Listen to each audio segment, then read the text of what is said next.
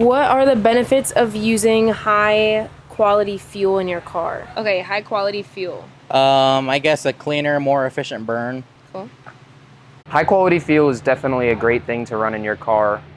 Good cleaners every once in a while on a full gas tank. Every 6 months is a good time to throw in a cleaner into your fuel to keep your injectors at a good maintenance interval. But running higher octanes in a low octane car, like running premium in a regular car, is not going to give you more horsepower, contrary to popular belief. We've done testing. But do not run regular in your premium car. Your premium car does require that premium feel in order to function properly and prevent knocking inside of your motor. There are claims that there's better gas mileage to some extent. I can't back that up, but better engine smoothness, the engines will run better. Less carbon deposits, less likely chances for knock, stuff like that. If it's higher octane, it's probably more like a performance gain, but good quality fuel versus low quality fuel usually is the ethanol content.